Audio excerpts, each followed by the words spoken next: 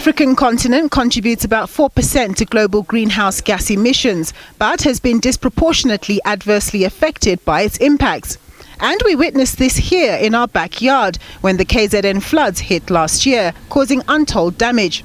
Climate scientists say that as things stand, the world is on the wrong trajectory and that temperatures are increasing at a faster pace than their forecast models had previously predicted. The message is that the world, including Africa, has to cut its carbon emissions with greater urgency.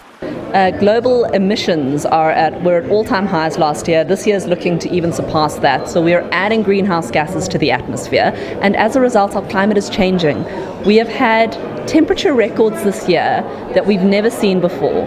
July was the hottest month on record ever recorded, and that was probably the hottest month that the Earth has seen in 120,000 years. September of this year was a whole half a degree warmer than the previous warmest September, which was 2020.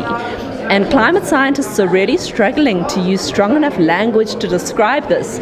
So I've started borrowing a term from a Berkeley scientist who is calling this gobsmackingly bananas. Eskom, which uses coal to power the majority of its power plants, says its strategy is to achieve net zero carbon targets by 2050. As our plants come to the end of their lives, we will look to repower and repurpose them with renewables, substantially a combination of PV wind coupled with battery and maybe a transition fuel like gas. At this point in time, there are no plans for any new additional coal beyond Kusile. We will obviously await the upcoming IRP. We also are extending the life of Kuberg, and we also know there's an indication of further nuclear into the mix going forward.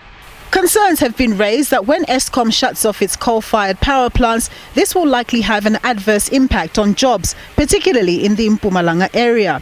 Hence, the South African government has been advocating that South Africa and the wider continent must be allowed to have a just energy transition, which allows for economies to industrialize and grow while at the same time using technologies that will assist in cutting down their carbon footprint. But one development economist argues that in the Mpumalanga case, the shutting down of Eskom plants should not necessarily be an endgame for local communities and their livelihoods there. Now, there's no reason why there should be high unemployment in Mpumalanga. The reason there's high unemployment is because of a bigger policy challenge. The coal mines use about 2.5% of the water in the of the water in the country. If you were releasing more water, you could be irrigating agriculture. If we could be enabling more tourism, agriculture, agro-processing,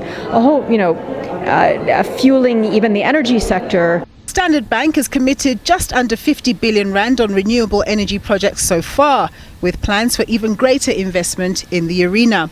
It says investment in this area is an imperative not only for heading towards net zero status, but for changing lives as well. We've seen the impact not only in the communities in terms of job creation, social upliftment, it's significant investment also in the value chain. So small companies having the ability to supply into these projects and in a meaningful way actually develop themselves to be more and develop more and do more in the sector. At a continental level, not only is there a need to transition to lower carbon emitting power sources, but there's a need to provide even more power, as around 600 million people are still without electricity in Africa. This will require trillions of dollars over time. Standard Bank says this will have to be achieved through public-private partnerships and with the involvement of development finance institutions to bring such projects to light. Nompumelelo Siziba, SABC News, Johannesburg.